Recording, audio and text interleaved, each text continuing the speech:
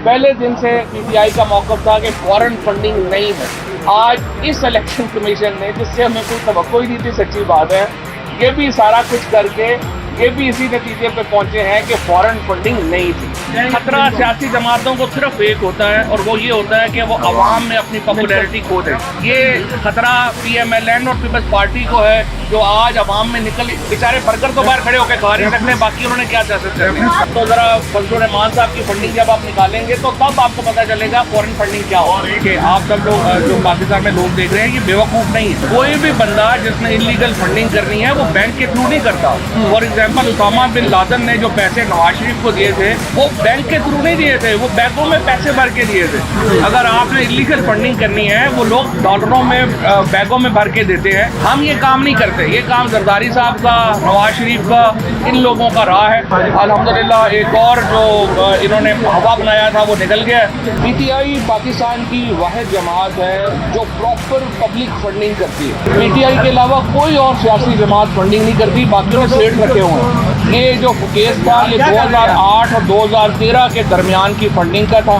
तकरीबन हमने 3.5-4 अरब रुपया उसमें फंडिंग की, जिसमें ज़्यादा हिस्सा जो था वो ओवरसीज़ पाकिस्तानीज़ का, कि PMLN, पीपल्स पार्टी, JUI, इन्होंने ओवरसीज़ पाकिस्तानीज़ को अपना दुश्मन क्यों डिक्लेयर कर रखा है। और हम बता दें, हम अब भी ओवरसीज़ पाकिस्तानीज़ पर ही रिलाई करेंगे अपनी फंडिंग के लिए। वो जो अकाउंट 16 अकाउंट्स हैं, उनका PTI से जो था वो इमरान खान के डायरेक्ट लिंकेज में नहीं है। अगला जो मरहला है वो शुरू होगा, जिसमें हम बताएंगे कि ये 16 अकाउंट भी लीगल है, इनमें भी कोई लीगैलिटी नहीं है। Peoples Party, PMLN, JUI parties का तमाम लोगों को बड़ा अहम है कि पता होना चाहिए फंडिंग कहाँ से आ रही है।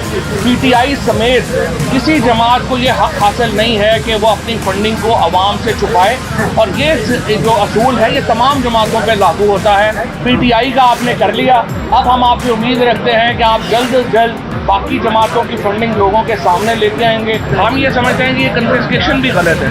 कन्फिस्केशन को भी हम चैलेंज करेंगे।